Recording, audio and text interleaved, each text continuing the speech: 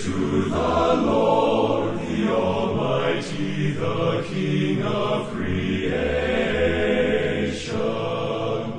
O my soul, praise him, for he is thy health and salvation.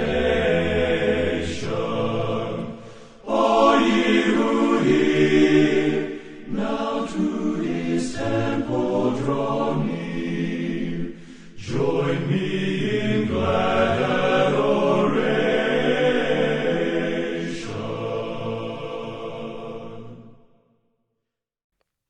People often like to claim that Protestant worship is simply composed of a rock concert and a TED Talk, offering no deep theological substance or resembling anything with continuity to the early church. This is not true, however.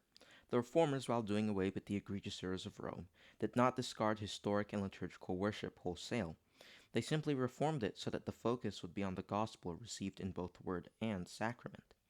In this video, we'll be talking about what the liturgy is and what Scripture says about it, how the Reformers led worship at their own churches, and how the liturgy communicates Christ to us as believers.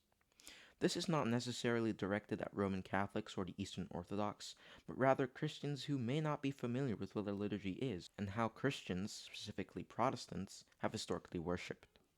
So what is a liturgy? Well, liturgy in its most basic sense simply means order of worship.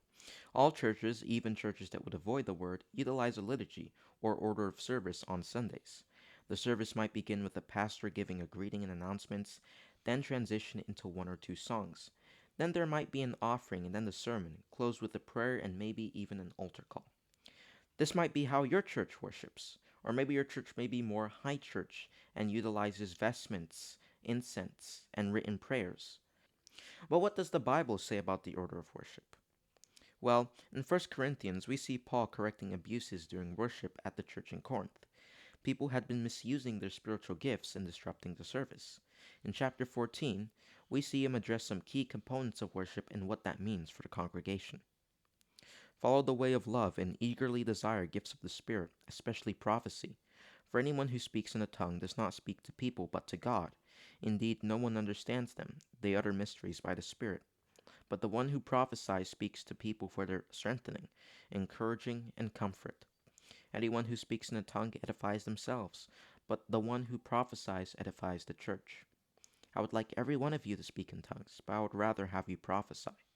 The one who prophesies is greater than the one who speaks in tongues, unless someone interprets, so that the church may be edified. Now, brothers and sisters, if I come to you and speak in tongues, what good will I be to you, unless I bring you some revelation or knowledge or prophecy or word of instruction? Even in the case of lifeless things that make sounds, such as the pipe or harp, how will anyone know what tune is being played unless there is a distinction in the notes? Again, if the trumpet does not sound a clear call, who will get ready for battle? So it is with you. Unless you speak intelligible words with your tongue, how will anyone know what you are saying? You will just be speaking into the air. Undoubtedly, there are all sorts of languages in the world. If then I do not grasp the meaning of what someone is saying, I am a foreigner to the speaker, and the speaker is a foreigner to me. So it is with you. Since you are eager for gifts of the Spirit, try to excel in those that build up the church. So here, Paul is obviously talking about tongues and how it relates to intelligibility and benefit for the congregation. Tongues, while beneficial for the individual, are not beneficial for the whole church when spoken without an interpretation. Paul says that the service must be done in a way that is understandable to all. Tongues have their place, yes, but if not done in a way that the congregation can comprehend, is useless. So we've already gotten our first characteristic of the liturgy from this passage. It must be done in a way that is understandable to all in attendance, i.e., in a language everyone understands. Let me get the second characteristic of liturgy. It must be done in a way that benefits the whole congregation. People at Corinth were using their spiritual gifts in a way that put all the attention and focus on themselves. Paul was saying that spiritual gifts must be done in a way that edifies and builds up everyone. Sunday worship is not a personal matter, but rather a corporate one. Near the end of the chapter, he gives a quote-unquote order of service, which dictates how the speaking and interpretation of tongues should work in a church setting.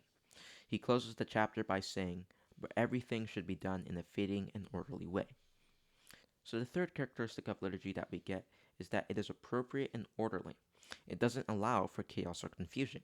It's meant to make sure that the service allows for focus on the means of grace in both word and sacrament. Ever since the days of the apostolic period, Christians have utilized set liturgies to provide decency and order during church services. By the time of the Reformation, the Reformers believed that many unbiblical elements had crept into worship and had stolen the focus away from the gospel and means of grace. As they aimed to remove these unbiblical elements, they did not throw out order and decency wholesale, however. So, how did the Reformers, who were all ordained pastors by the way, lead worship at their respective churches?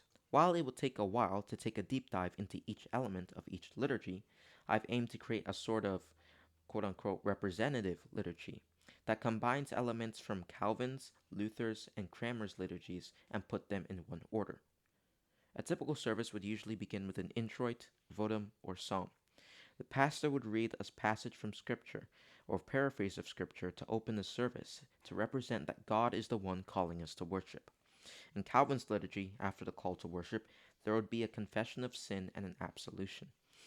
In Luther's German Mass, there would be the singing of the Kyrie and then the Gloria, the former being a prayer for mercy and the second being a chant modeled after the angel's message in Luke 2. Cranmer incorporated a prayer of preparation and then a reading of the Ten Commandments after the opening psalm. I'm not going to go through everything, but as you can see here on the screen, the Reformers had a robust vision of liturgy and its place in the life of the church. They aimed to fill their worship plans with prayers, scripture readings, and psalms. Every element of worship was aimed to draw the believer's mind to Christ by way of word and sacrament. One thing the Reformers all emphasized was the place of congregational singing. Medieval Roman masses often consisted of the priest and choir performing the rites while the congregation merely watched.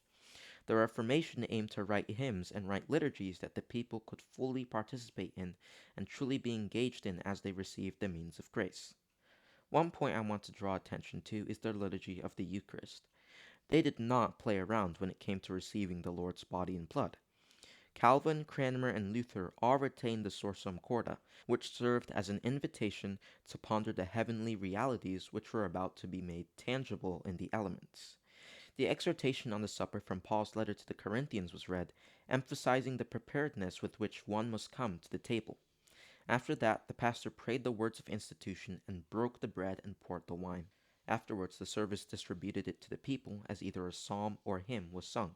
This was the type of worship that the Reformers hoped would shape their believers more into the image of Christ, a deeply scriptural, sacramental, and engaging liturgy. The liturgy serves as the conveyor of the means of grace to us.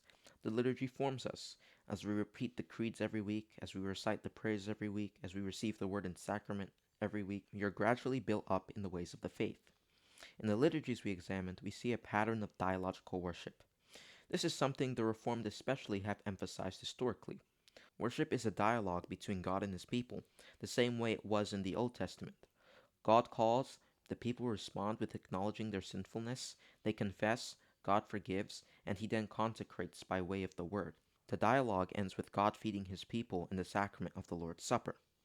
The liturgy is not something that we merely spectate or are entertained by. It is the way by which we thank God for the gift of salvation through Jesus Christ, and we are nourished through his means of grace. I hope you've learned something from this video today. I'm not saying anyone who goes to a non-liturgical church is not a Christian. Rather, my goal was simply to explain how Protestant worship aimed to put both word and sacrament back at the center.